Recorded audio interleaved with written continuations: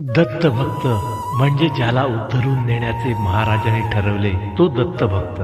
ज्यांच्या मुखी दत्तगुरूंचे नामस्मरण करण्याची बुद्धी दिली तो दत्तभक्त.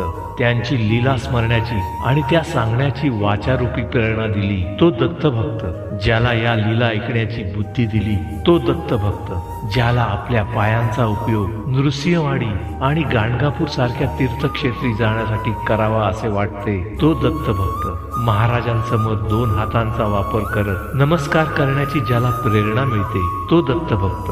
थोडक्यात आपल्या शरीर, मन आणि वेळेचा उपयोग जो दत्त महाराजांच्या भक्तीसाठी करतो तोच खरा दत्तभक्त होय. ही दत्तभक्ती फार दुर्लभ आहे. सर्वांना महाराजांनी ती संधी दिलेली नाही.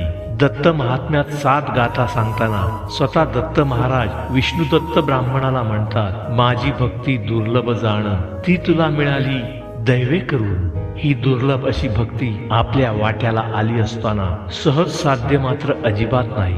या मार्गात पाप, प्रलोभन, तमोगुण, संकटे या सर्वांना चुकवत दत्त महाराजांचे नामस्मरण करणे सोपे नाही, पण त्यांची कृपा झाल्यावर कठीण देखील नाही. आणि म्हणून दिवसातून एकदा तरी त्यांची होणारी आठवण ही मनाला दिलासा देणारी आहे.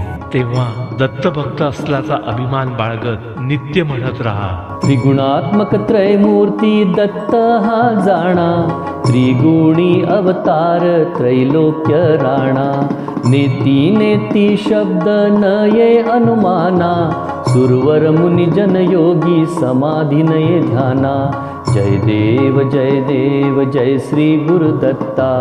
आरती ओवाळीता हरली भवचिंता.